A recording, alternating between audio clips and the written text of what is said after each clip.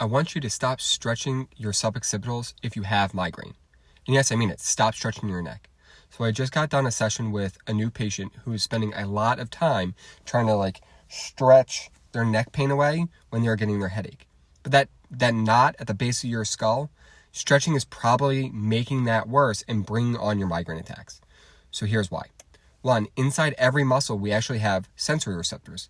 We have muscle spindles that detect stretch, and they tell your brain how long a muscle is and how quickly it's being lengthened.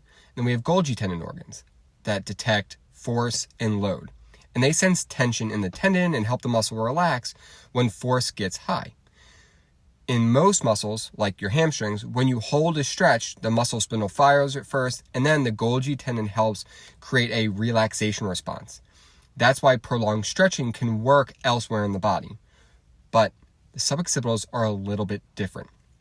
They have some of the highest density of muscle spindles in the entire body, but they have very few, if any, Golgi tendon organs.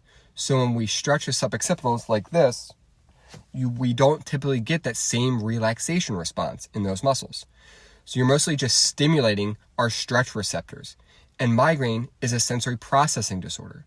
So those suboccipital muscles feed directly into that trigeminal cervical nucleus, a key part of migraine pathophysiology.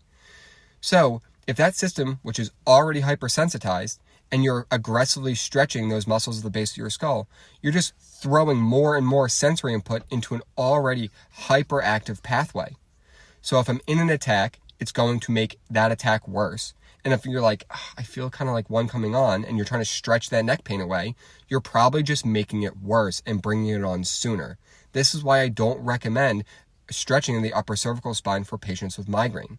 So instead, what we want to do is really reduce the strain on the upper cervical spine. We want to improve mobility at the lower cervical spine, build strength and endurance of our other postural support muscles so the suboccipitals don't have to work so hard. Right?